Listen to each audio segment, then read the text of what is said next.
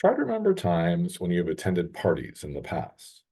Have you ever encountered someone else at a party who is a close talker or a double dipper? A close talker is exactly what the term communicates, someone who gets uncomfortably close when talking to you.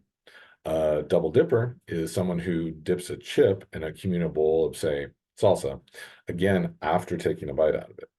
These have both been considered unacceptable behaviors at parties for at least a couple decades, but they have something else in common too. Both close talker and double dipper were neologisms added to the English language by the sitcom Seinfeld, which ran on NBC from 1989 to 1998.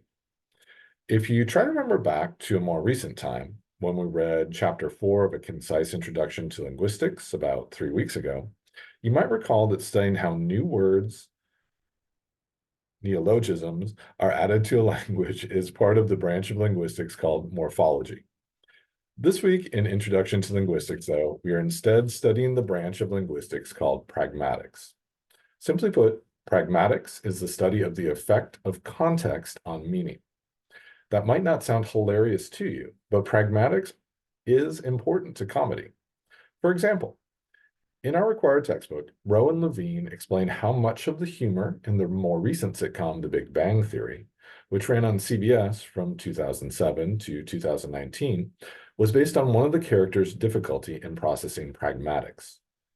Often, these comedic difficulties are related to the maxims of conversation. Another recent example would be the 2018 movie Sorry to Bother You, in which much of the comedy and social commentary comes from one character's need to code switch in order to become successful at his job.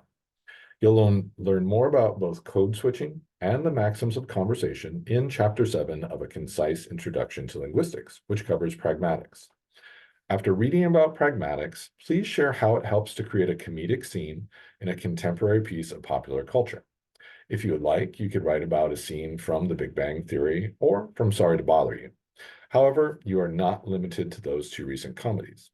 And don't worry, examples are nowhere near as scarce as a published theoretical physicist with 2 doctorates and IQs that can't be accurately measured by normal tests.